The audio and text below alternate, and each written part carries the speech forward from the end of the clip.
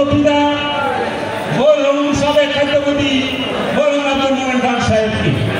সাথে সাথে স্মরণ করছি যে আমাদের ছাত্র জনতা এই বাকশালী স্বৈরাচার শেখ হাসিনাকে বাংলার মস্তক থেকে বিতাড়িত করে যারা রাজপথে প্রাণ দিয়েছে তাদেরকে শ্রদ্ধার সাথে স্মরণ করছি এবং যারা বঙ্গবন্ধু বরণ করছে তারা যেন অতি দ্রুত সুস্থতা ফিরে আসে সেই দোয়া কামনা করছি।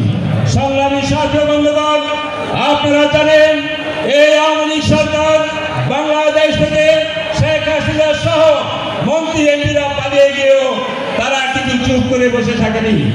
তারা পার্শ্ববর্তী দেশ ইন্ডিয়া বসে বাংলাদেশের ভিতরে কিভাবে অরাজকতা সৃষ্টি করা যায় সর্বোপরি ষড়যন্ত্রে লিপ্ত হচ্ছে এবং আগামী সংসদ নির্বাচন কিভাবে বানচাল করা যায় সেইভাবে তারা কাজ করে যাচ্ছে। সংগ্রামের সাথে বন্ধুগণ, আপনাদেরকে বিনীতভাবে অনুরোধ করবো আগামী সংসদ নির্বাচনে আমরা সকল ষড়যন্ত্র মোকাবেলা করে আমাদের প্রিয় নেতা ডক্টর আব্দুল মোমেন খানকে বিপুল ভোটে বিজয়ী করে আমরা এই ঘরে ফিরবো। এই বলে সবাইকে ধন্যবাদ দিয়ে আমি আমার বক্তব্য প্রকাশ করছি। খোদা হাফেজ।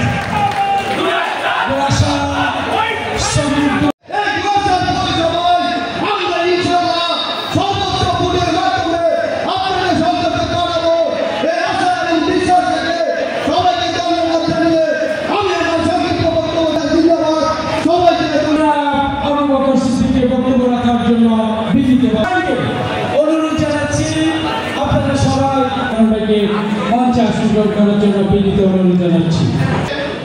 আজকের এই সভায় উপস্থিত রয়েছেন বিএনপির স্থায়ী কমিটির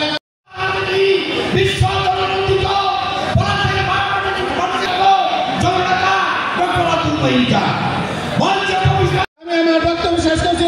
বাংলাদেশ জিন্দাবাদ।